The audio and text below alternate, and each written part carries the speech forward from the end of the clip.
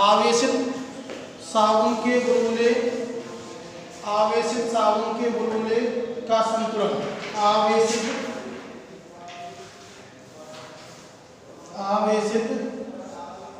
साबुन के बुलबुले का संतुलन।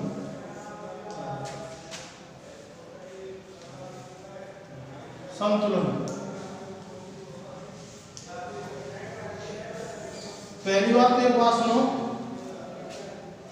इस टॉपिक से न्यूमेरिकल आने के चांस 90%। बहुत सालों से, जिस साल से टॉपिक जुड़ा है उस साल से न्यूमेरिकल आ ही नहीं रहा, ठीक है। और इसमें न्यूमेरिकल दो ही न्यूमेरिकल किताब होते हैं, ठीक है। एक एग्जाम्पल है और एक आंक के क्वेश्चन है, तो इसका ध्यान देना, इसके दोनों न्यूमेरिकल कर लेना। और इसके न्यूमेरिकल में कुछ भी नहीं है, केवल फॉर्मूला याद होना चाहिए और उसकी कैलकुलेशन करनी। पिछली बार इंपॉर्टेंट लगा, पिछली बार नहीं आया, लेकिन अब की बार आने के चांस है अगर ये टॉपिक रहता है तो। अगर टॉपिक हटा दिया जाता है वो अलग बात है।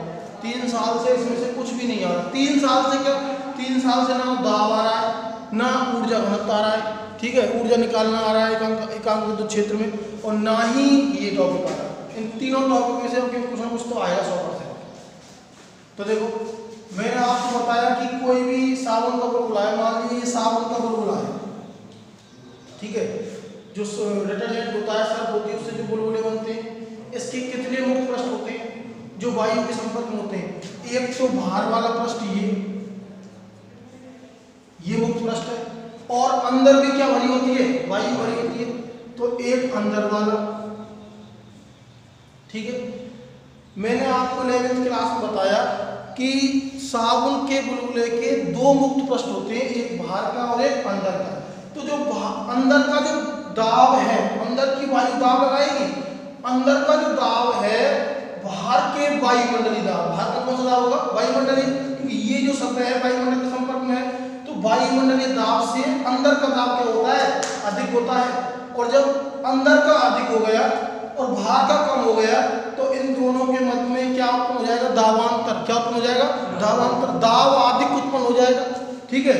और उस दाब अधिक के कारण क्या होगा, बाहर की ओर दाब लगेगा, तो ये बुलबुला क्या होगा, फैलने की कोशिश करेगा, कुछ समय बाद क्या हो जाएगा, फूट जाएगा। समझ में आई बात, ठीक है। तो मैंने ये बताया कि जब दोनों सतहों पे दाब लगता है, आंतरिक दाब ज्यादा होता है बाहर सतह से, ठीक है, मतलब वायुमंडलीय दाब से अंदर की जो वायु का दाब है, अंदर के पृष्ठ पे लगने वाला दाब अधिक है। इसका अंतर कितना होता है, वो होता है 4T/r। मान लिया कि जो साबुन का बुलबुला आपने लिया है उसकी त्रिज्या स्मॉल r, कितनी है, स्मॉल r, और उसका पृष्ठ तनाव, जो पृष्ठ तनाव लगेगा, ठीक है, तनाव पृष्ठ तनाव लगेगा, ये पृष्ठ पर कोई एक बल कार्य करेगा जो क्या होगा, पृष्ठ तनाव होगा। पृष्ठ तनाव के बारे में बता ही चुका हूँ, ठीक है। ये क्या होता है, पृष्ठ पे अभिलंबवत खींचा, अभिलंबवत मतलब लंबवत लगने वाला बल होता है, पृष्ठ के लंबवत लगने वाला बल, ठीक है।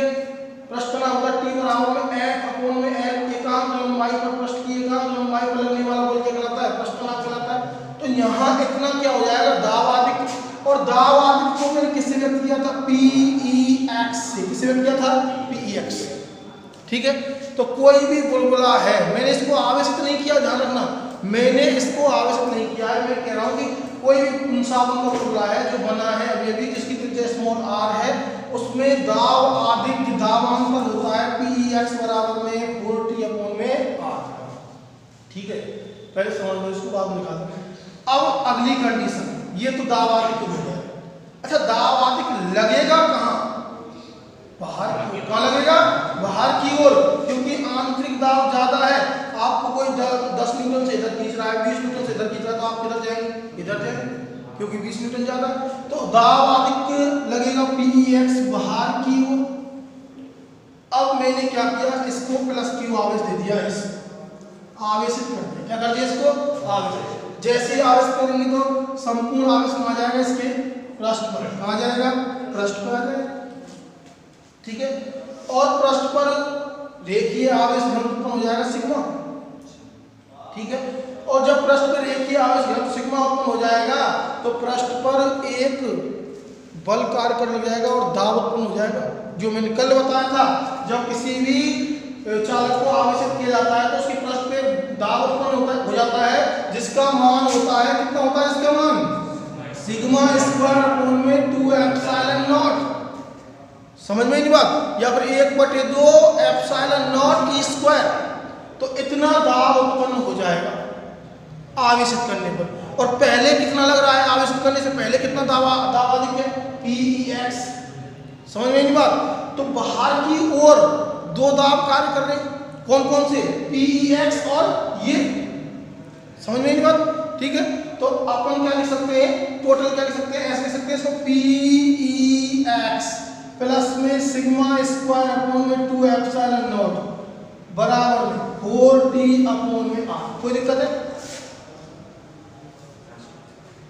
अब टोटल कितना हो गया, इसको हटाओ, टोटल दाब कितना हो गया बाहर, PEX प्लस में सिग्मा स्क्वायर अपॉन में 2 एप्सिलॉन। समझ में नहीं बात, ये दाब कार्य कर रहा है। ये मैंने बताया है कि जब इसको क्या किया गया है, आवेशित किया गया। क्या किया गया है, आवेशित। पहले से ये कार्य कर रहा था, आवेशित करने पर कितना और उत्पन्न हो गया बाहर की ओर दाब, और टोटल दाब ये हो गया। समझ में नहीं बात, ठीक है। तो थोड़ा सा लिख लो इसमें,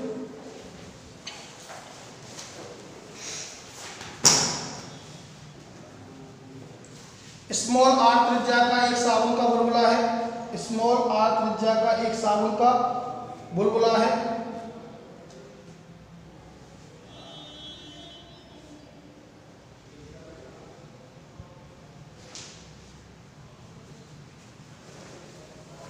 स्मॉल r त्रिज्या का एक साबुन का बुलबुला है जिसका पृष्ठ तनाव कैपिटल T है।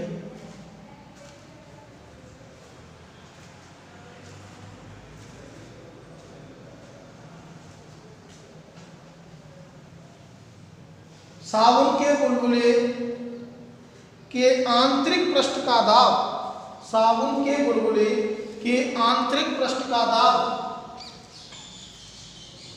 साबुन के बुलबुले के आंतरिक पृष्ठ का दाब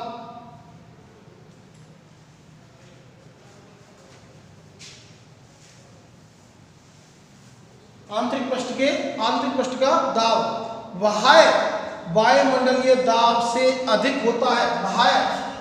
वायुमंडलीय दाब से अधिक होता है, वायुमंडलीय दाब से अधिक होता है।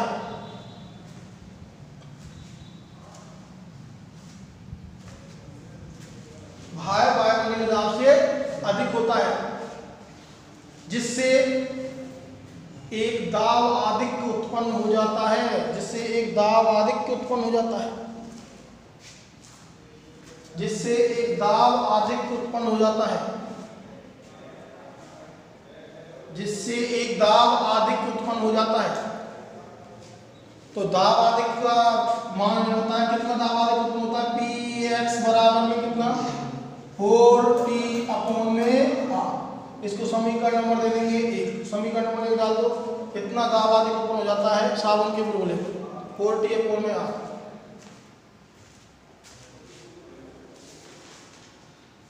अच्छा, पानी का जो बुलबुला है उसका दाब आधिक्य कितना होगा, पानी का बुलबुला, उसका दाब आधिक्य कितना होगा, पानी का बुलबुला बना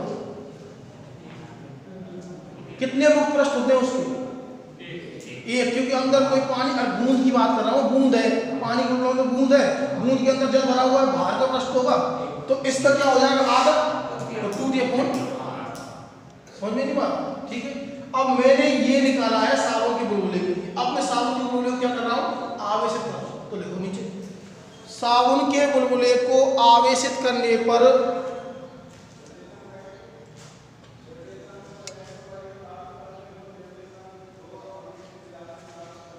साबुन के बुलबुले को आवेशित करने पर, साबुन के बुलबुले को आवेशित करने पर बुलबुले के पृष्ठ पर रेखीय पृष्ठीय आवेश घनत्व, बुलबुले के पृष्ठ पर पृष्ठीय आवेश घनत्व सिग्मा उत्पन्न हो जाता है, पृष्ठीय आवेश घनत्व सिग्मा उत्पन्न हो जाता है।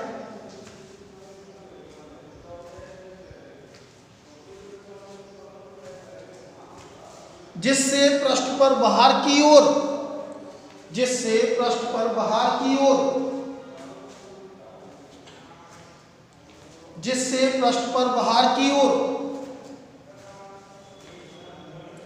जिससे पृष्ठ पर बाहर की ओर सिग्मा स्क्वायर अपोन में 2 एप्सिलॉन नॉट दाब कार्य करता है। Sigma square upon 2 epsilon not दाब कार्य करता है, दाब कार्य करता है। तो देखो इतना दाब कार्य करता है, पहले से बाहर क्यों कितना कार्य कर रहा है Px, इतना और जुड़ जाएगा।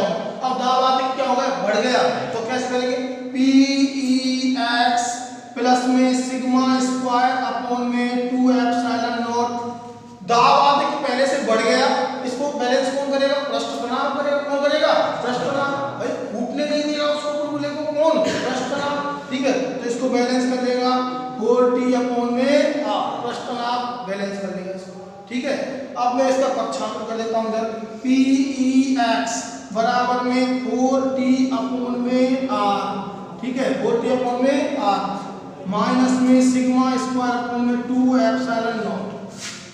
यहां देखो ये बुलबुला था, बाहर की ओर कौन लग रहा है, Pex। कितना लग रहा है, Pex। आवेशित किया प्लस q आवेश दिया, तो एक बाहर की ओर दाब लगने लग गया, सिग्मा स्क्वायर अपॉन में 2 एप्सिलॉन नॉट। टोटल जुड़ के किसको बैलेंस करेगा, कौन बैलेंस करेगा इसको, पृष्ठ तनाव बैलेंस करेगा। अब सुनो, यदि इसको और आवेशित किया जाए, आवेश की मात्रा बढ़ाई जाए, तो जैसे जैसे आवेश की मात्रा बढ़ाएंगे तो विद्युत क्षेत्र के आयतन में तो क्या होगी, वृद्धि होगी। मैं कल बता चुका हूँ। ठीक है, जब विद्युत क्षेत्र के आयतन में वृद्धि होगी तो बाहर की ओर जो दाब लग रहा है इसका मान क्या हो जाएगा, बढ़ने लग जाएगा, क्योंकि ज्यादा आवेश जा रहा है, ज्यादा दाब लगेगा बाहर की ओर, और ये बढ़ता जाएगा बढ़ता जाएगा, और एक स्थिति ऐसी आएगी कि ये दोनों क्या हो जाएंगे, बराबर। ये बढ़ता बढ़ता बढ़ता इसके बराबर हो जाएगा, किसके बराबर, पृष्ठ तनाव के बराबर हो जाएगा। पृष्ठ तनाव का जो बल लग रहा था उसके बराबर हो जाएगा। जब ये दोनों बराबर हो जाएंगे तो दाबाधिक क्या हो जाएगा, शून्य। और जब दाबाधिक नहीं रहेगा तो बुलबुला क्या हो जाएगा, फूट जाएगा। समझ में आई नहीं बात। ठीक है, मैंने बताया कि 2 दाब लग रहे थे, ये दोनों मैंने जोड़े, संतुलन करेगा इनका कौन, बैलेंस करेगा इनको, पृष्ठ तनाव। तो पृष्ठ तनाव बैलेंस कर दिया इसको। ठीक है, मैंने यहाँ पक्षांतर किया। मैं कह रहा हूँ इसको और आवेशित किया जाए तो आवेश की मात्रा बढ़ेगी, तो बाहर की ओर लगने वाला दाब भी बढ़ता जाएगा। जब बाहर की ओर लगने वाला दाब बढ़ता जाएगा तो एक स्थिति ऐसी आएगी कि ये बढ़ रहा है। ठीक है, अभी फिलहाल ये ज्यादा है, अब ये बढ़ रहा है, तो एक स्थिति आएगी कि दोनों क्या हो जाएंगे, बराबर हो जाएंगे। बराबर होने पर Pex का मान 0 हो जाएगा और बुलबुला क्या हो जाएगा, फूट जाएगा। समझ में नहीं बात। ठीक है, तो यहाँ तक उतारो, समीकरण नंबर इसको जो दे दो, समीकरण 2 तक उतारो।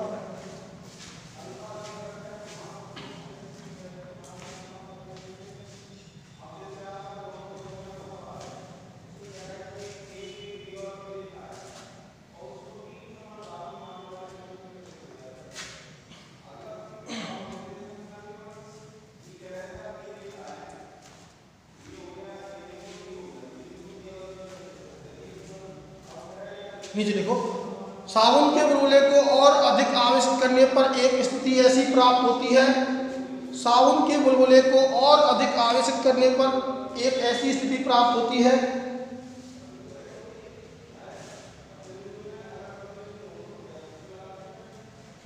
साबुन के बुलबुले को और अधिक आवेशित करने पर एक ऐसी स्थिति प्राप्त होती है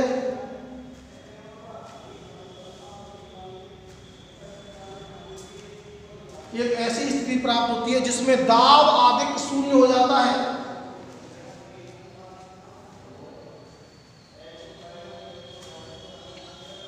जिसमें दाब अधिक शून्य हो जाता है, जिसमें दाब अधिक शून्य हो जाता है और इसके पश्चात बुलबुला फूट जाता है।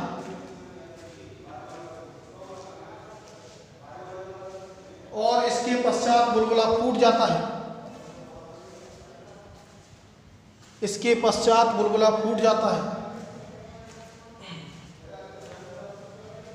नीचे अगला, अतः संतुलन की स्थिति में दाब अधिक हो गया, बिटाओ Pex और अधिक आवेशित किया तो 0 क्या हो गया 0। अब यहाँ रख देंगे क्या 0, तो देखो यहाँ 0 रखेंगे तो क्या आ जाएगा 4t अपॉन में r माइनस में sigma square upon 2 epsilon not बराबर 0। पक्षांतर करेंगे 4t अपॉन में r बराबर में सिग्मा स्क्वायर अपॉन में 2 एप्सिलॉन नॉट। यहाँ से ये आ गया। अब निकालना क्या है सुन लो। सबसे पहले हम आवेश जो आपने लिया है फॉर्मूला उसकी त्रिज्या निकालेंगे, उस पर पृष्ठीय आवेश घनत्व निकालेंगे और उसका आवेश निकालेंगे। तीन चीज निकालेंगे हम, एक त्रिज्या निकालेंगे, एक सिग्मा का मान निकालेंगे, एक क्यू का मान निकालेंगे कितना आवेश। ठीक है, तो पहले बुलबुले की त्रिज्या, बुलबुले की त्रिज्या निकाल लेंगे। r बराबर में कितनी आ जाएगी 4t, तो कितना हो गया 8 एप्सिलॉन t, तो 8 एप्सिलॉन t अपॉन में 8 एप्सिलॉन t अपॉन में कितना आ जाएगा सिग्मा स्क्वायर। ये तो आ गई त्रिज्या, ये तो आ गई त्रिज्या। पृष्ठीय आवेश निकालो।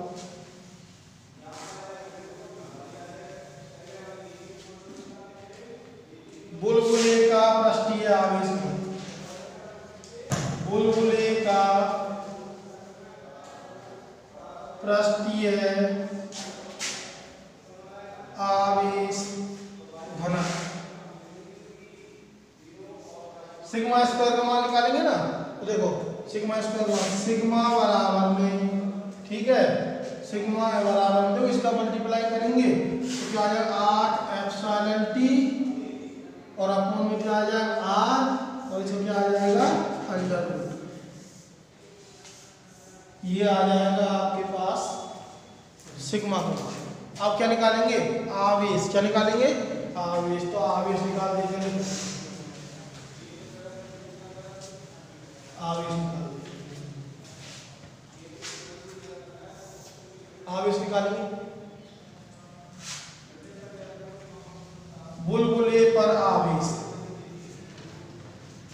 बुलबुले पर आवेश, चलो निकालो।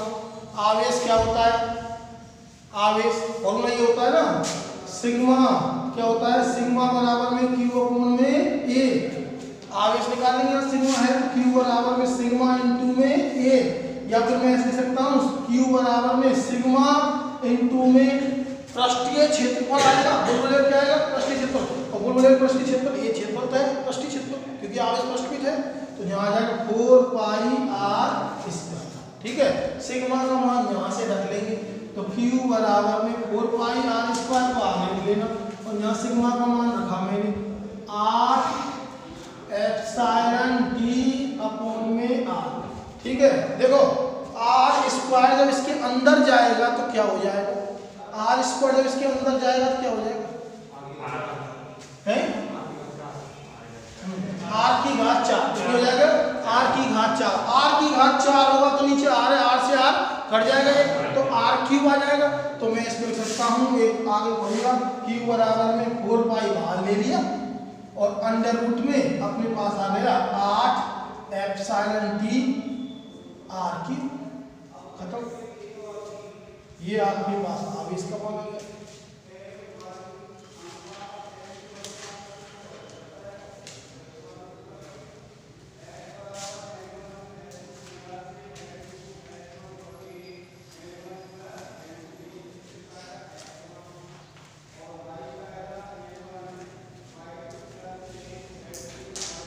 अब सुनो भाई एक बार, इस पाठ में पाठ खत्म हो गया। पाठ सुन लो कैसे पढ़ा है। सबसे पहले बात करते हैं सदिश क्षेत्रफल की। सदिश क्षेत्रफल आप जानते हैं, ठीक है। सदिश क्षेत्रफल सदिश राशि है जिसकी दिशा लेंगे, कोई भी अल्पमांश क्षेत्रफल है उसको सदिश क्षेत्रफल कहते हैं, और उसकी दिशा होगी तल के लंबवत भाग की। एक चीज सुनो, क्वेश्चन आए कि कोई भी विद्युत क्षेत्र तल के साथ कोण बना रहा है, ठीक है, मान लीजिए तल के साथ 30 डिग्री कोण बना रहा है, ये ध्यान रखना कहीं आप, और आपसे फ्लक्स पूछ ले, आपसे फ्लक्स पूछ ले फाई बराबर में E D S cos theta S पूछ ले, तो आप थीटा 30 डिग्री मत रखना। यदि तल के साथ कोण बन रहा है, जैसे कि मैं कहूँ ऐसे तल के साथ, मतलब विद्युत क्षेत्र है, ये तल है, विद्युत क्षेत्र ऐसे कोण बना रहा है, विद्युत क्षेत्र तल के साथ ऐसे कोण बना रहा है, ये तल है, ठीक है, तो ये कोण बना रहा है। तो अपन निकालेंगे, अपन इसके मध्य नहीं निकालेंगे, हाँ हम किसके मध्य निकालेंगे, अल्पांश और विद्युत क्षेत्र के मध्य, क्योंकि अल्पांश लिया है विद्युत क्षेत्र लिया है। निकालेंगे कैसे, तल के लंबवत भार की होगी अल्पांश की दिशा और बीच में कोण आ गया विद्युत क्षेत्र, ऐसे कोण बना रहा है विद्युत क्षेत्र, ठीक है। तो टोटल कोण से कितना बन रहा है 90 डिग्री और बीच में 30 डिग्री का ये बना रहा है विद्युत क्षेत्र, किसके साथ, तल के साथ। तो इन दोनों के मध्य में कितना हुआ, अल्पांश और किसके, विद्युत क्षेत्र के मध्य में 90 में से घटाएंगे, किसमें घटाएंगे 90। समझ में आई बात। अगर तल के साथ नहीं बना रहा है, डायरेक्ट लिख रखा है उसने कोण है तो रख देंगे, लेकिन तल के साथ बना रहा है तो आप देख लेना तल के साथ, तो 90 में से क्या करेंगे, उसको घटाएंगे, ठीक है। फ्लक्स आप जानते हैं, फ्लक्स क्या होता है, किसी एकांक क्षेत्रफल से गुजरने वाली विद्युत क्षेत्र रेखाओं की संख्या फ्लक्स कहलाती है, ठीक है। मात्रक वगैरह आप देख लेना। इसके बाद में गाउस का नियम है, और गाउस का नियम क्या होता है आपको पता है, गाउस का नियम क्या होता है, फाई बराबर में क्या होता है, समेशन की अपॉन एप्सिलॉन नॉट। ये फॉर्मूला आपको याद रखना है। इसके 5 अनुप्रयोग हैं। तार की किसी तार के कारण विद्युत क्षेत्र ज्ञात करना, तो बेलन की कल्पना करेंगे जिसके एक ऊपर का पृष्ठ, एक नीचे का पृष्ठ, एक वक्र पृष्ठ। बेलन के 3 पृष्ठ होते हैं, 2 वृत्तीय भाग, 1 वक्र पृष्ठ होगा, ठीक है। आप उसमें देख लेंगे कोण कितना बनेगा, अल्पांश ले लेके देख लेंगे, ठीक है। और 2 है, एक चालक परत है, एक कुचालक परत। चालक परत के अंदर विद्युत क्षेत्र, चालक परत के अंदर विद्युत क्षेत्र क्या होगा, 0। बाहर कितना होगा, सिग्मा अपॉन एप्सिलॉन, ठीक है। हाँ, कुचालक परत के बाहर कितना होगा, सिग्मा अपॉन में 2 एप्सिलॉन, सिग्मा अपॉन में 2 एप्सिलॉन, ठीक है। तो ये, और गोले को तो आपको पता ही है, बाहर के ऊपर में r² जो गोले कोष है, ठीक है। सतह पे के ऊपर में कैपिटल R² और अंदर 0। बाकी का उसमें अचालक गोले में आपने कहा बाहर सेम होगा, सतह पे सेम होगा, लेकिन अंदर बदल जाएगा, क्योंकि अंदर क्या बदल जाएगा, आवेश बदल जाएगा, ठीक है। और ये दाब वगैरह के फॉर्मूला 2-3 है, डायरेक्ट पूछ लेता है, तो इनको आप पढ़ लेना। अब मैं इसमें क्वेश्चन कराना स्टार्ट करता हूँ। इस टॉपिक के मैं क्वेश्चन कराऊंगा, अभी ध्यान रखना 2 ही क्वेश्चन है, मैं लास्ट आंक के क्वेश्चन करा दूंगा, एग्जाम्पल तुम कर लेना, करके देखना फिर पता चल जाएगा। तो पहले आंक के क्वेश्चन में करा देता हूँ, उसमें 1-2 क्वेश्चन बढ़िया है आंक के क्वेश्चनों में, जो छोटे वस्तुनिष्ठ क्वेश्चन है ना उनमें देखते हैं, आंक की नहीं वस्तुनिष्ठ। 1-2 क्वेश्चन ही है, ज़्यादा नहीं, मैं बोल के बताऊंगा कुछ क्वेश्चन, ध्यान से सुन लेंगे। पहला क्वेश्चन है, एक समरूप आवेशित ठोस अचालक गोले के कारण विद्युत क्षेत्र की तीव्रता अधिकतम होती है। ऑप्शन दे रखे हैं, केंद्र से सतह के मध्य की किसी बिंदु पर, सतह पर, अनंत पर। सतह पर कहाँ होते हैं, सतह पे आया है ना, सतह पे तो आती है, क्योंकि कैपिटल आर दूरी पर निर्भर नहीं करती, सतह पे दूरी पर निर्भर नहीं करती, के ऊपर कैपिटल आर पे। समझ में बात। अगला क्वेश्चन है वस्तुनिष्ठ का, ये बात ध्यान रखना, विद्युत क्षेत्र की तीव्रता E वाले स्थान पर ऊर्जा घनत्व कितना होता है, जो है सिग्मा अपॉन 2 एप्सिलॉन नॉट, अभी बताया मैंने, या फिर 1/2 एप्सिलॉन नॉट E²।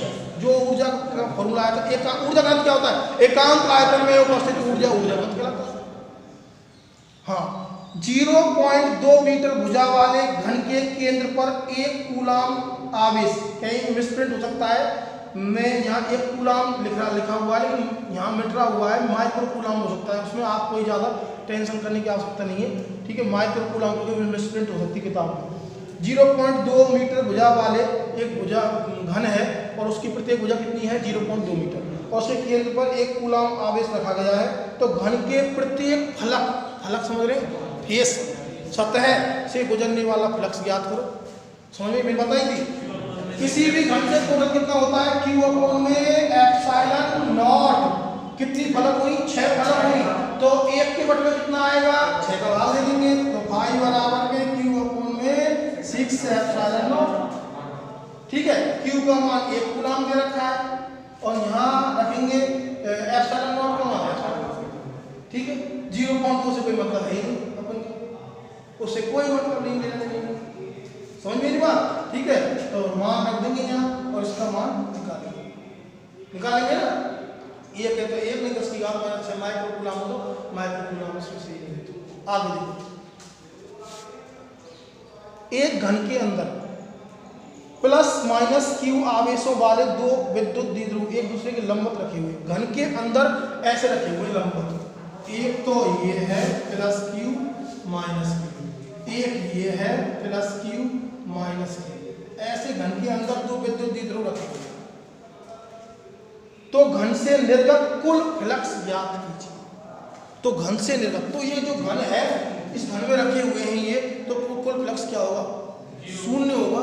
क्यों? क्या होगा? शून्य, क्योंकि टोटल आवेश देखो घन के अंदर कितना हुआ, टोटल आवेश कितना हुआ? शून्य। तो फाई बराबर क्या होता है? Summation Q upon epsilon not summation Q. इसको ये कैंसिल कर देगा, इसको ये कैंसिल कर देगा, तो टोटल आवेश कितना आएगा? 0। जब टोटल आवेश 0, समेशन क्यू का मान 0, तो फाई बराबर 0, तो फ्लक्स क्या होगा? 0। समझ में नहीं बात? जो कराने क्वेश्चन होगा उसका। एक साबुन के बुलबुले को ऋणात्मक आवेशित करने पर उसकी त्रिज्या में क्या परिवर्तन होगा? घट जाएगी, बढ़ जाएगी, अपरिवर्तित रहेगी? पहली बात सुनो, चाहे धनावेशित करो चाहे ऋणावेशित करो, हमेशा बाहर की ओर दाब लगेगा, और जब बाहर की ओर दाब लगेगा त्रिज्या में वृद्धि होगी, तो त्रिज्या क्या हो जाएगी? बढ़ जाएगी। चाहे धनावेशित करो चाहे ऋणावेशित करो, हमेशा बाहर की ओर, क्योंकि ऋणावेशित किया तुमने फिर भी तो प्रतिकर्षण बल लगेगा, ऋणावेशित करो बाहर की ओर दाब लगेगा, sigma square upon 2 epsilon not, और जब sigma square upon 2 epsilon not दाब लगेगा तो त्रिज्या क्या होगी? बढ़ने लग जाएगी। समझ में आई बात? त्रिज्या क्या हो जाएगी? बढ़ने लग जाएगी। अगला क्वेश्चन देखिए एक बार। एक गोले में आवेश Q है, इससे निर्गत विद्युत flux Q upon epsilon not है। गोले की त्रिज्या आधी करने पर निर्गत विद्युत फ्लक्स का मान कितना परिवर्तित होगा? सुनो, क्वेश्चन है विद्युत फ्लक्स किस पे निर्भर करता है? विद्युत फ्लक्स करता है, एक तो विद्युत फ्लक्स निर्भर करता है E वेक्टर पे, एक करता है ds वेक्टर पे, और एक करता है थीटा पे। किस पे? थीटा। 3 चीजों पर निर्भर करता है, ठीक है। लेकिन कोई भी आकृति है, कोई भी गाउसी पृष्ठ माना, उस पर निर्भर नहीं करता। जैसे घन में आएगी भुजा आएगा, नहीं आई थी फ्लक्स में, नहीं तो आती तो बात करते। इसलिए त्रिज्या को आधी करो चौथाई करो, कोई मतलब नहीं है, फ्लक्स जितना है उतना ही रहेगा। समझ में नहीं बात? ठीक है, तो कोई परिवर्तन नहीं है, फ्लक्स जितना है पहले उतना ही रहेगा। तो ऑप्शन देख लेते हैं इसके एक बार। 4 गुना हो जाएगा, पहले से चौथाई हो जाएगा, पहले से आधा हो जाएगा, अपरिवर्तित रहेगा। क्या होगा? अपरिवर्तित रहेगा। अगर अल्पांश दे रखा हो तो ध्यान रखना निर्भर करेगा भैया, अल्पांश क्षेत्रफल दे रखा हो तो क्वेश्चन आ जाएगा ऐसे। वायु में, अगला 7वां क्वेश्चन है, वायु में स्थित इकाई धनावेश से निकलने वाले संपूर्ण विद्युत फ्लक्स का मान ज्ञात कीजिए। वायु में स्थित इकाई धनावेश से निकलने वाले संपूर्ण विद्युत फ्लक्स का मान। अच्छा, आवेश कितना दे रखा है पहले? इकाई Q बराबर में 1, हाँ, और फाई फ्लक्स क्या करना? फाई बराबर में Q बटे में एप्सिलॉन नॉट, तो Q का मान क्या रख देंगे? 1, तो फाई बराबर में 1 बटे में एप्सिलॉन।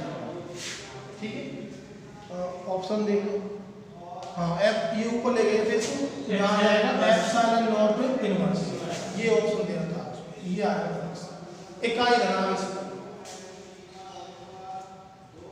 देखो अगला क्वेश्चन, दोनों क्वेश्चन इंपॉर्टेंट है, मैं दोनों बोल रहा हूं, अंतर समझ लेना। 2 चालक गोलों की त्रिज्याएं, 2 चालक गोले हैं, उनकी त्रिज्याएं A और B हैं।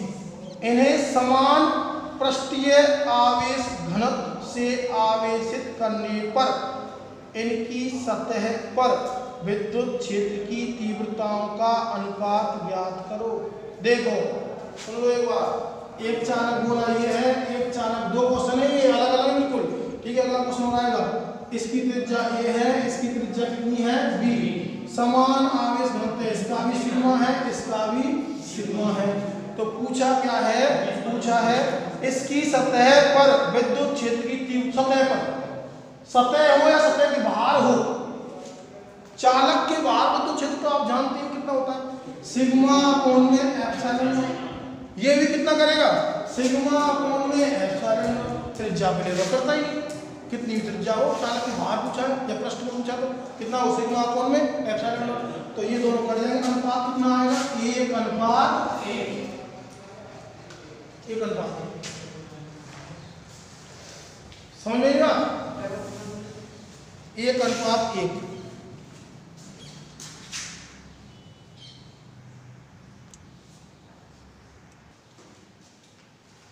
हाँ, अगला क्वेश्चन देखो, 2 चालक गोलों की त्रिज्याएं, अगला क्वेश्चन ऐसा ही, 2 चालक गोलों की त्रिज्याएं A, B हैं। इन्हें समान आवेश से आवेशित करने पर इनकी सतह पर विद्युत क्षेत्र की तीव्रताओं का अनुपात ज्ञात करो। उसमें देखो समान पृष्ठीय आवेश घनत्व था, इसमें समान आवेश दिया और जब समान आवेश दिया तो विद्युत क्षेत्र कितना उत्पन्न होगा। ये गोला है ये, ठीक है, इसकी त्रिज्या a है, एक गोला ये है, इसकी त्रिज्या b है, ठीक है। तो इसको इन दोनों को समान आवेश से आवेशित किया है तो देखो इस पे विद्युत क्षेत्र तीव्रता क्या होगी, विद्युत क्षेत्र तीव्रता होती है k/r²। कितनी होती है, k/r², ठीक है। अब k इसकी त्रिज्या तो कितनी a है तो इसकी हो जाएगी k/a²। इसकी समान आवेश है तो इसकी कितनी हो जाएगी k/b²।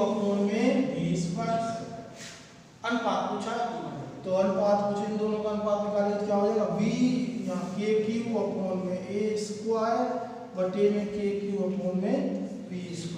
ये कट जाएगा, ये ऊपर चल जाएगा, v² अनुपात a²। विद्युत क्षेत्र की तीव्रता लगाएंगे हम k/r²। आगे देखो क्वेश्चन, एक लंबे सीधे आवेशित तार के कारण उत्पन्न विद्युत क्षेत्र की तीव्रता व्युत्क्रमानुपाती है दूरी के। तो परिवर्तन आरेख बनाइए। व्युत्क्रमानुपाती का आप जानते हो बनाना, ऐसे बना लीजिए। एक क्वेश्चन ये देखो, क्षैतिज के समांतर स्थापित एक समान विद्युत क्षेत्र E में एक वर्ग चित्र अनुसार इस प्रकार स्थित है कि वर्ग के तल पर खींची गई रेखा विद्युत क्षेत्र के साथ 30 डिग्री का कोण बना रही है। यदि वर्ग की भुजा A है तो वर्ग से पारित मतलब गुजरने वाला विद्युत फ्लक्स का मान, यदि ऐसे दे रखा है, ये मैं चित्र बना देता हूँ, चित्र बना के दे रखा है उसने। अब तो आंसर बताएंगे इसमें, मैं समझा रहा हूँ आपको। एक ये कोई वर्ग है, ऐसा चित्र दे रखा है, ये विद्युत क्षेत्र है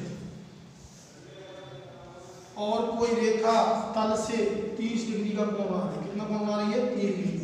वर्ग के तल से 30 डिग्री कोण बना रही है तो विद्युत फ्लक्स बताओ, गुजरने वाला फ्लक्स निकाल के बताओ कितना मान बताओ, निकालो फटाफट मान बताओ। बोले दोबारा सुन लो, क्षैतिज के समांतर स्थापित एक समान विद्युत क्षेत्र E में एक वर्ग चित्र अनुसार इस प्रकार स्थित। सुन लो कि वर्ग के तल पर खींची गई रेखा विद्युत क्षेत्र के साथ 30 डिग्री कोण बनाती है। वर्ग के तल पर खींच रही है रेखा, ये वर्ग के तल पर मैंने ऐसे, ये वर्ग पे ऐसे खींच दी, विद्युत क्षेत्र साथ कितना कोण बना रही है, 30 डिग्री का। 30 डिग्री कोण बनाती है। यदि वर्ग की भुजा A है तो उससे गुजरने वाला फ्लक्स ज्ञात करो।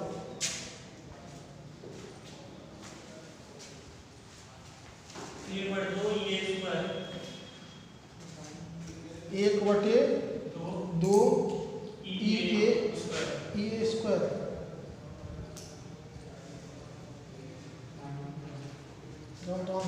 देखो हाँ कितना आया, पहले तो कोण होता थीटा बराबर कितना आया, थीटा कितना आया 90 माइनस में 30 बराबर कितना है 60। ठीक है, तल के साथ बन रहा है कोण, ध्यान रखना। तो फिर हम उनकी मत निकालेंगे, तो आप निकालेंगे भुजा दे रखी कितनी, ए दे रखी है भुजा, तो ये आ जाएगा EA cos 60 आई बराबर में। तो cos 60 का मान होता कितना होगा, 1/2। ठीक है, यहाँ पे गलत दे रखा, EA में क्या आ जाएगा 2 ही आ जाएगा। क्षेत्रफल कितना है, भुजा कितनी, क्षेत्रफल आएगा A²। सही है, EA² में 2 और दे रखा है ऑप्शन EA² में 2। अब इसमें एक क्वेश्चन और है, मैं आपको बोलता जा रहा हूं। ठीक है, क्वेश्चन लिख लेना, बहुत ही इंपॉर्टेंट क्वेश्चन है। अति लघुत्तम का 13वां क्वेश्चन है। दो सीधे समांतर लंबे, दो सुनो क्वेश्चन सुनो, दो सीधे समांतर लंबे रेखीय आवेशों पर रेखीय आवेश घनत्व λ1 व λ2 है। इनके मध्य प्रति इकाई लंबाई पर लगने वाला बल का व्यंजक ज्ञात कीजिए। मैं क्वेश्चन समझा देता हूं एक बार। ये क्वेश्चन बहुत ही अच्छा क्वेश्चन है और डेरिवेशन भी है और न्यूमेरिकल भी है, दोनों ही काम करेंगे। ये कह रहा है कि दो सीधे समांतर लंबे, देखो एक तार ये है, एक तार ये है, दो सीधे हैं, समांतर हैं और लंबे हैं। जो भी लंबाई मानना चाहो इनकी मान लेना। अच्छा, दो सीधे समांतर लंबे रेखीय आवेशों पर रेखीय आवेश घनत्व, इस पर आवेश मान लिया plus plus plus plus plus plus plus, इस पर भी आवेश मान लिया plus plus plus plus plus plus plus. इस पे रेखीय आवेश घनत्व लैम्बडा है, इस पे रेखीय आवेश घनत्व कितना है, लैम्बडा 2 है। ध्यान सुनो, इस पे आवेश घनत्व कितना है, लैम्बडा 1 है, इस पे आवेश घनत्व कितना है, लैम्बडा 2 है। समझ में नहीं बात? लैम्बडा 1 में लैम्बडा 2 है। इनके मध्य प्रति इकाई लंबाई, इनके मध्य प्रति इकाई लंबाई पर लगने वाला बल ज्ञात कीजिए। इनके मध्य प्रति इकाई लंबाई पर कितना बल कार्य करेगा। मान लिया इनके मध्य की दूरी स्मॉल d है, ये मान लिया मैंने, और इस तार की लंबाई मैंने मान ली स्मॉल a।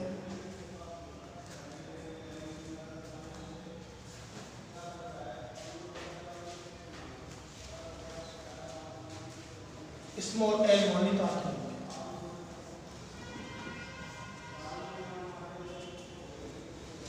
क्वेश्चन दोबारा एक बार सुन लो भाई। दो तार हैं, समांतर हैं, सीधे हैं, लंबे हैं, इस पर रेखीय आवेश घनत्व लैम्बडा है, लैम्बडा 1 है, इस पर रेखीय आवेश घनत्व कितना है, लैम्बडा 2। इनके मध्य की दूरी स्मॉल d है। तो बताओ कि तार की इकाई लंबाई कोई से निकाल दो, किसी भी तार, या की निकाल दो चाहे या की निकाल दो, इकाई लंबाई पर लगने वाला बल निकालो। इसको मैं तार मान लेता हूं फर्स्ट, इसको तार मान लेता हूं सेकंड।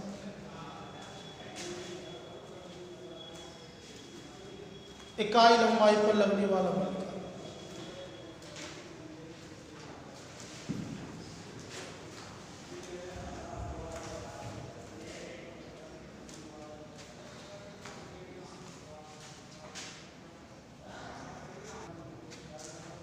देखो दो तार है, इसका रेखीय आवेश घनत्व यहाँ देख लो, रेखीय आवेश घनत्व लैम्बडा 1 है, इसका रेखीय आवेश घनत्व कितना है, लैम्बडा 2 है। अब देखो या ये इस पे बल लगाएगा, ये इस पे बल लगाएगा, इसका विद्युत क्षेत्र उत्पन्न होगा, इसका विद्युत क्षेत्र उत्पन्न होगा, होगा नहीं होगा? ये अपना विद्युत क्षेत्र उत्पन्न करेगा, ये अपना विद्युत क्षेत्र उत्पन्न करेगा, तो इसके विद्युत क्षेत्र का इस पे बल लगेगा और इसके विद्युत क्षेत्र का इस पे बल लगेगा। तो आप कोई से के एक के लिए पहले विद्युत क्षेत्र निकाल लो, ठीक है? तो मैं लिख दूं माना तार फर्स्ट के कारण उत्पन्न विद्युत क्षेत्र E है, कितना है, E। इसने अपना विद्युत क्षेत्र उत्पन्न किया E, कितना किया, E।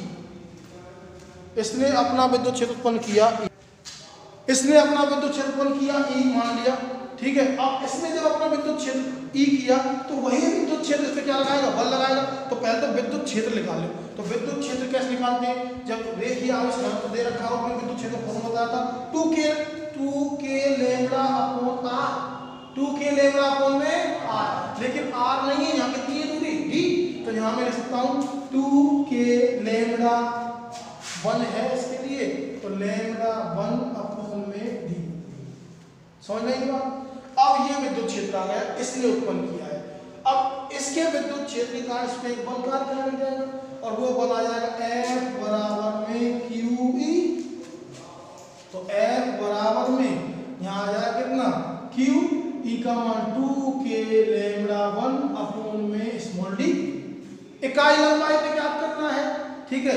तो लंबाई कितनी है, स्मॉल l, इकाई लंबाई निकालूंगा तो मैं लंबाई को भाग दे दूं बल में, तो दोनों l का भाग दे दो, इकाई लंबाई पड़ जाएगा। तो F अपॉन में l बराबर Q अपॉन में l और 2k लैम्बडा 1 अपॉन में d। इकाई लंबाई, जब लंबाई भाग दे, इकाई लंबाई पे आ गया बल, Q अपॉन में l, Q अपॉन में l लंबाई है और Q अपॉन में l क्या होता है, लैम्बडा 2 होगा। इसके लिए क्या होगा, लैम्बडा 2। समझ में की बात, ठीक है? यहाँ लैम्बडा 2 रख देंगे, तो F अपॉन में l बराबर 2k लैम्बडा 1 लैम्बडा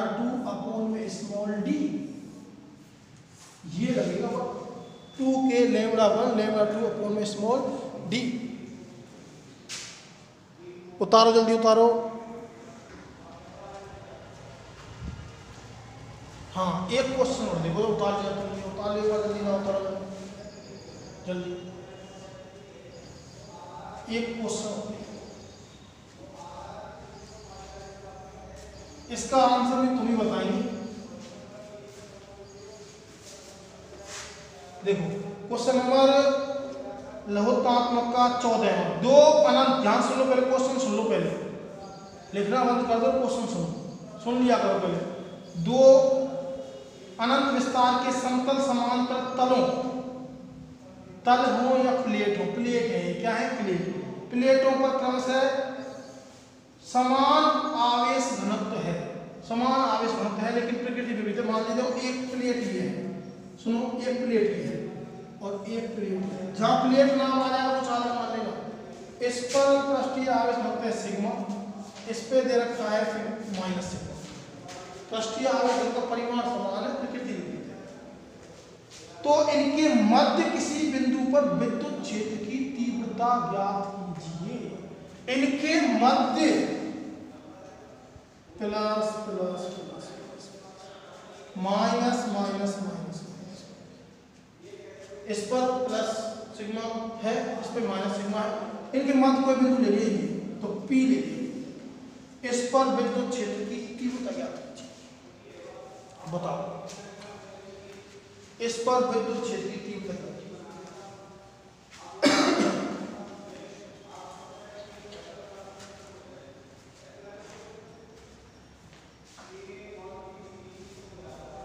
बताओ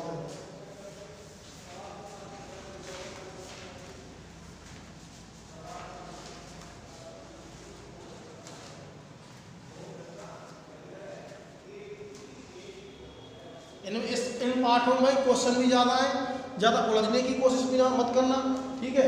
लेकिन जहाँ तक इतनी कोशिश संभव हो आप क्वेश्चन करते रहें। मैं तो इतना नहीं करा सकता हूँ, तो और बढ़ूंगा आगे। एक आध के लिए एक क्लास हो लूँगा, क्वेश्चनों की एग्जाम्पल कराऊंगा और आगे कुछ कराऊंगा, सोचा एक क्लास हो लूँगा, वैसे मैं फिर आगे बढ़ जाऊँगा।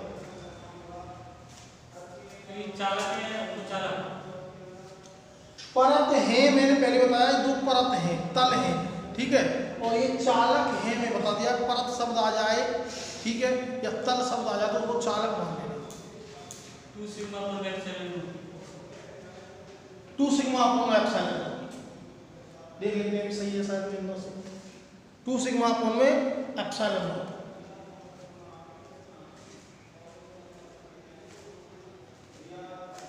देखो देखो एक बार कर लिया। देखो ये चालक परत मान ली मैंने, ये चालक परत में विद्युत क्षेत्र उत्पन्न करेगी और चालक परत में विद्युत क्षेत्र उत्पन्न करेगी। तो मान लिया कि इसने अपना विद्युत क्षेत्र E1 उत्पन्न किया और विद्युत क्षेत्र की दिशा चालक परत के इधर होगी या फिर इधर होगी, ठीक है, बाहर की ओर होगी, ठीक है। तो बाहर की ओर ऐसे हुई, इसने अपना विद्युत क्षेत्र उत्पन्न किया E1। अब ये परत भी अपना विद्युत क्षेत्र उत्पन्न करेगी और इस परत का विद्युत क्षेत्र जो उत्पन्न होगा उसको मैं E2 मान लेता हूं। अब विद्युत क्षेत्र ने कहा धनात्मक से बाहर निकलती है, इसलिए मैं इधर भी ले सकता हूं E1 और इधर भी ले सकता हूं E2। समझ में आई बात? लेकिन इसके कारण उत्पन्न हुआ विद्युत क्षेत्र E2। अब E2 हुआ तो उसकी दिशा कैसे होगी? ऋणावेश में प्रवेश करती है विद्युत क्षेत्र लिखा है, तो इसमें भी अंदर की ओर, इधर की साइड में भी अंदर की ओर, लेकिन हम बाहर की साइड से मतलब नहीं, हम मध्य में बात कर रहे हैं। तो इसने अपना उत्पन्न किया E2, तो इसकी दिशा भी कैसे होगी? अंदर की ओर होगी, नहीं होगी? इसके कारण उत्पन्न हुआ E1 बाहर की ओर, लेकिन E2 इसने उत्पन्न किया वो तो अंदर की ओर है। समझ में आई बात? अब दोनों की दिशा एक ही है, तो विद्युत क्षेत्र कितना हो गया? E बराबर में E1 प्लस में E2। ये बात मैंने आपको बता दी कि चालक है, कैसी है? चालक है, वहां लिखा आएगा, चिंता मत करो। अगर परत आ जाए तो आप चालक मान लेना, अगर नहीं आया चालक लिखाएगा, शब्द लिखाएगा, ठीक है। तो E बराबर में चालक के बाहर विद्युत क्षेत्र कितना होता है? सिग्मा अपॉन में एप्सिलॉन प्लस में सिग्मा अपॉन में एप्सिलॉन। तो बताओ कितना हो जाएगा?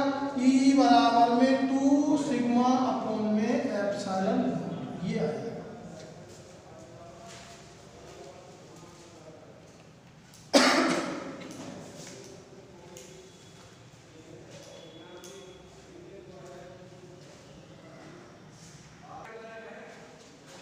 क्वेश्चन नंबर पहले देखो, आंख की क्वेश्चन इसमें अब लिखते जाना, मैं करा रहा हूँ पूरी।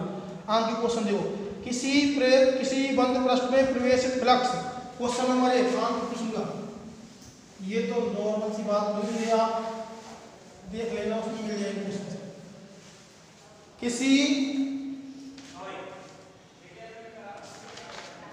किसी बंद पृष्ठ में प्रवेशित फ्लक्स 400 न्यूटन मीटर स्क्वायर। प्रवेशित फ्लक्स दे रखा है, प्रवेशित flux 400 newton metre square upon coulomb. गलती हो रहा है क्वेश्चन में, ध्यान रखना, ठीक है? कहीं आप सोचते हैं आंसर कहीं क्यों गलती है क्वेश्चन में। प्रवेशित फ्लक्स इतना है। निर्गत फ्लक्स दे रखा है, निर्गत फ्लक्स और निर्गत फ्लक्स है 800 न्यूटन मीटर स्क्वायर कूलम। इसको I1 मान लो, इसको I2 मान लो। तो पूछा क्या है सुनो, तो बंद पृष्ठ द्वारा परिबद्ध आवेश ज्ञात कीजिए, ठीक है?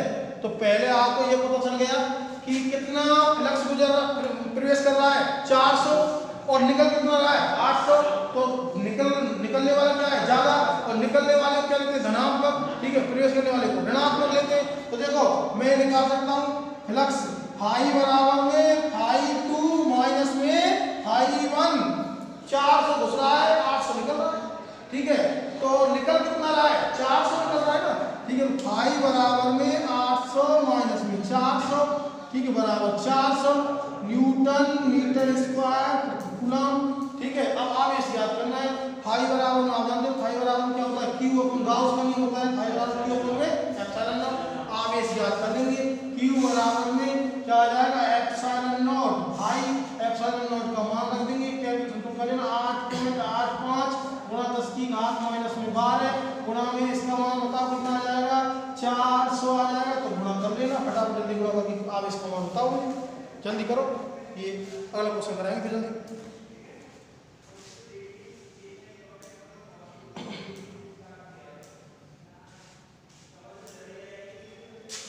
दो जीरो यहाँ से हटा देंगे, 10 की घात माइनस 10 ले लेंगे और 4 का इसमें गुणा कर लेना। ओके, अगला क्वेश्चन देखो।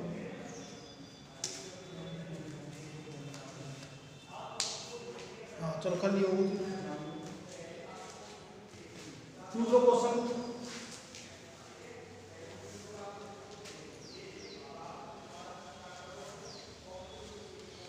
अगला क्वेश्चन देखो, 2.4 मीटर व्यास के किसी एक समान आवेशित चालक गोले, चालक है भाई, चालक गोले का पृष्ठीय आवेश घनत्व दे रखा है, पृष्ठीय आवेश घनत्व दे रखा है 80 कूलम अपॉन में मीटर स्क्वायर। क्या है, कूलम अपॉन में मीटर स्क्वायर। व्यास दे रखा है D, डायमीटर दे रखा है 2.4 मीटर, ठीक है? कोई चालक गोले का व्यास दे रखा है, हाँ, और क्या दे रखा है सिग्मा बराबर दे रखा है, कितना दे रखा है 80 कूलम अपॉन में मीटर स्क्वायर। ये जो चीज दे रखी है, गोले पर आवेश और गोले के पृष्ठ से निर्गत विद्युत फ्लक्स ज्ञात कीजिए। पहली बात याद करना क्या है, आवेश ज्ञात करना है। दूसरा फाई ज्ञात करना है। सुनो भाई, दो चीज दे रखी है और दो ज्ञात करनी है। कोई चालक गोला है जिसका व्यास 2.4 मीटर है, सिग्मा दे रखा है, उसके लिए पृष्ठीय आवेश दे रखा है 80 कूलम अपॉन मीटर स्क्वायर। तो आप निकाल सकते हैं, पहले आवेश निकालना है, आवेश। तो ये फॉर्मूला होता है सिग्मा बराबर में Q अपॉन में A पृष्ठीय क्षेत्रफल है, वो चालक गोला है भाई, और चालक गोले के आवेश बाहर होता है, पृष्ठीय होता है केवल। तो यहाँ आ जाएगा Q अपॉन में 4 पाई R स्क्वायर। त्रिज्या यहाँ से निकालेंगे, R व्यास का आधा क्या हो जाएगी त्रिज्या, तो कितनी हो गई बताओ 1.2 मीटर। समझ में आई बात? तो यहाँ से पहले Q निकाल लो, Q बराबर में आ जाएगा सिग्मा इंटू 4 पाई R स्क्वायर। तो सिग्मा का मान तुमको पता है कितना रखा है 80 गुणा में 4 गुणा में 3.14 गुणा में कितना हो जाएगा बताओ, ये हो जाएगा कितना हो गया 12 144, तो के बाद तो कितना हो जाएगा 14.4, इतना ही होगा ना। तो के बाद ये गुणा कर लेंगे, और क्या करना है फ्लक्स तो ज्ञात करेंगे। फ्लक्स क्या आ जाएगा, I बराबर में सूत्र होता है Q अपॉन में एप्सिलॉन नॉट। ठीक है, Q का मान ये रख लेना, तो Q का मान रख लेता हूँ, गुणा भाग करो, Q का मान ये रखेंगे 80 गुणा में 4 गुणा 3.14 गुणा में 14.4 बटे में 8.85 गुणा 10 की घात -12। कैलकुलेशन जरूर करिए। या को मात्रक लिखेंगे का कूलम और या को मात्रक का लिखेंगे, या को मात्रक लिखेंगे वोल्ट इंटू मीटर लिख लीजिए, या फिर क्या लिखेंगे, हाँ